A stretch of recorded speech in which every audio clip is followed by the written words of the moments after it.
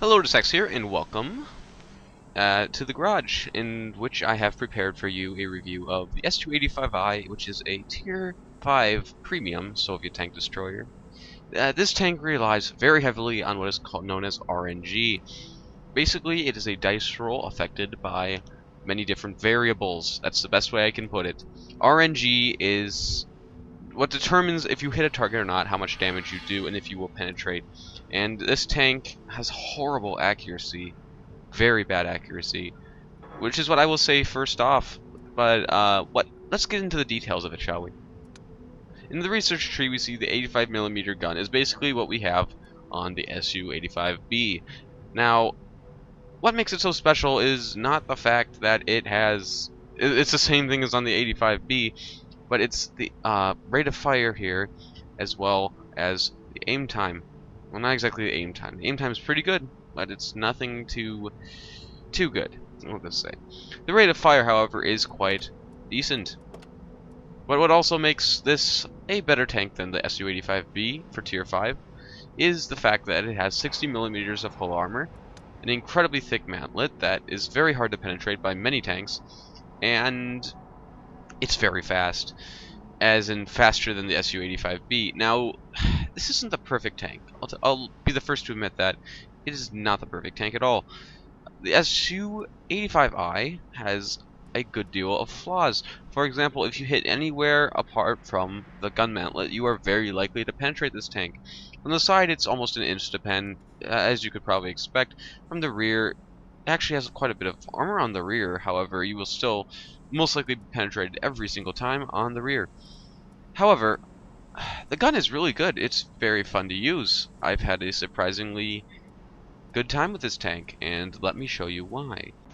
Now, while I have not played this tank enough to get any crew skills on it, since I'm using my SU-85b crew, which I want to just basically play as a SEAL clubbing tank, I have no skills or perks. But if I would recommend any skills or perks, they would be, of course, camouflage, possibly repairs, and especially Sixth Sense. Sixth Sense always helps with any tank, no matter what it is, so always good Sixth Sense.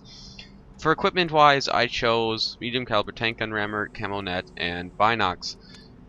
For you, however, a good recommendation would be, if you have enough money, the enhanced gun laying drive will be of definite help for it, since it needs to be as accurate as possible with this really strange gun of its, as well as possibly vents could help. They don't make much of a difference, but hey, you can put vents on and they always do help in some way. So that's my recommendation for equipment. Of course, you want the standard setup: small repair kit, small first aid kit, and fire extinguisher. This has a very good radio on it, so you'll have a very nice signal range. And I'd say that's all I have to talk about with this. Without further ado, let us go into some gameplay. Now, all this is admittedly a terrible game for the SU-85i, which gets preferential matchmaking, however. I decided to show it for one reason, and you'll see what that is very soon, so let me skip ahead a little bit until I get around here. Now, the gun, while incredibly inaccurate at times, will, as I said before, RNG influences tank a lot, and that is a massive aiming circle. And look at this. The shell goes nowhere near the target you really want it to go, which is concerning. Let me show you what I mean. It also has very poor penetration, especially for such a tank destroyer which relies on its gun. However, some shots will still go in. It relies heavily on what is called RNG, random number generator. You can shoot all you want in this tank. If RNG isn't on your side, you will not hit anything, because the gun is so bloody inaccurate.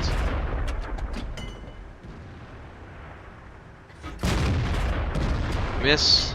And I'll keep firing at this area to no avail, of course. And also, it likes to bounce a whole lot off of anything it possibly can find. As you can see, that thing hit the direct side of the VK and still did not penetrate, which is infuriating, I will not lie. So we'll wait for this KV-1S to show itself again. I don't know what's going on with the aiming reticle, but it's nothing I like. So now I take a little shot to aim at this Hellcat here. I know I die in this. Well, of course I would die in this. Or do I? I think this was an incredibly tense game, actually. I know I played a really fun game in this tank, where I was the last alive along with a, something. Let's fast forward a bit.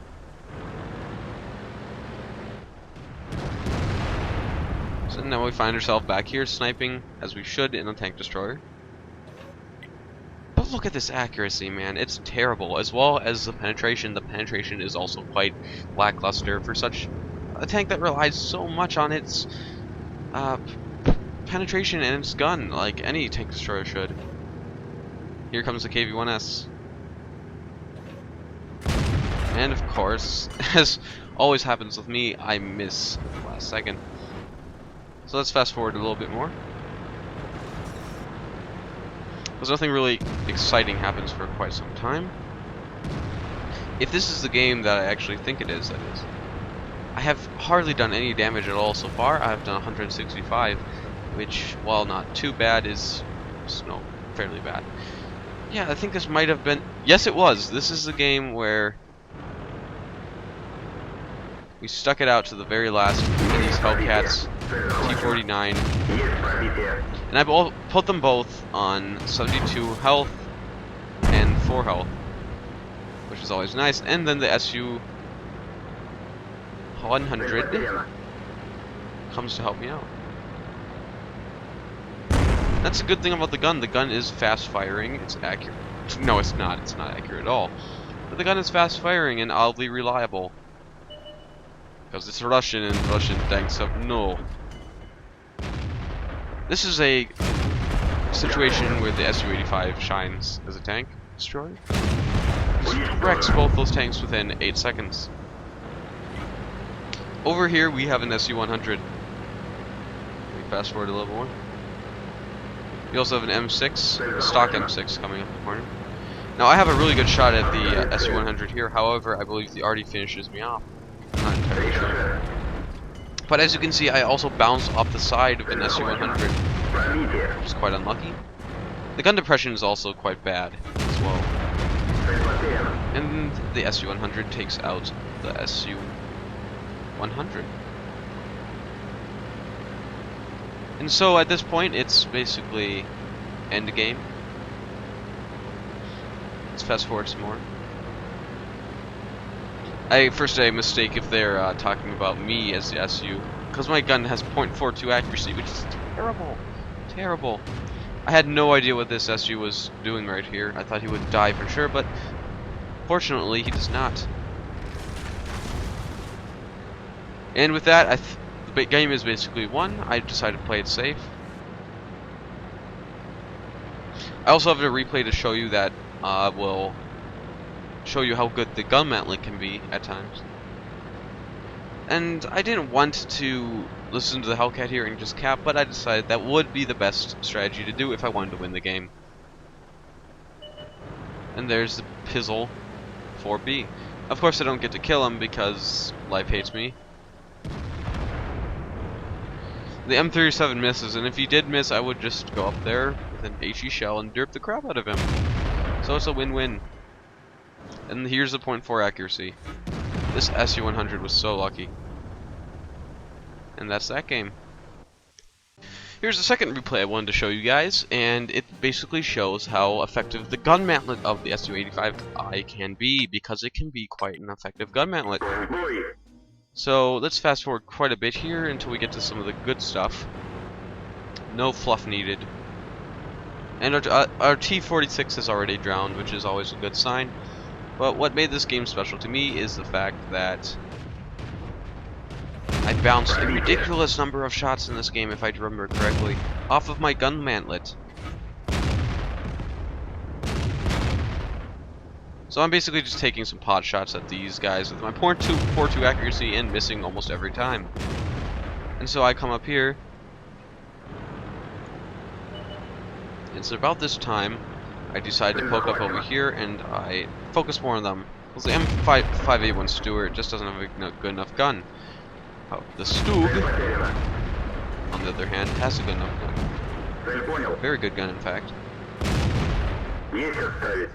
And so I'm taking some more shots at these M5A1 Stuart. We take him down. And then the Stug starts putting some fire into me. However, my armor is able to block a couple shots there, but most of them go through the armor. But that's not what made this special, I do think. It is this replay, actually. And so we start taking some pot shots at this AT2 down here, despite knowing that it will do nothing. And here,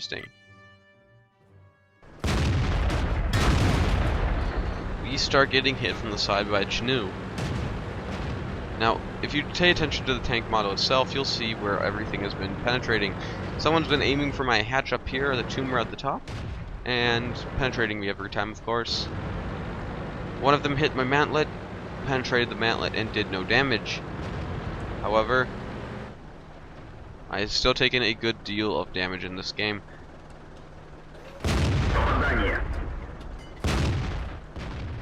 Let's fast forward a bit here, because firing at the front of the AT2 is never a good idea, unless you have a very clear shot at that cupola at the top. So let's fast forward a bit.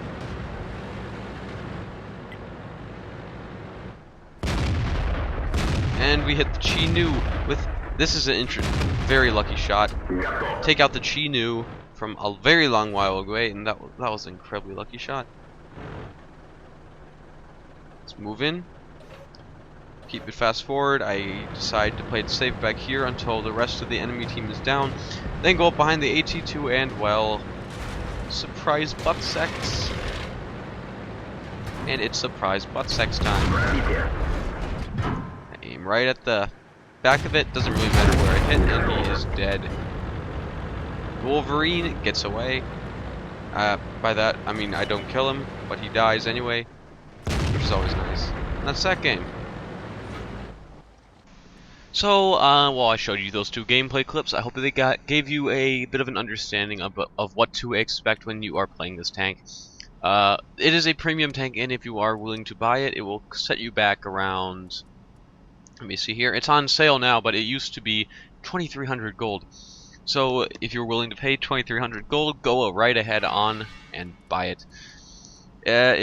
But it's on sale this weekend since it's a tank destroyer weekend, so if you really want it, go ahead and grab it up now, because that'll be the best time to get it.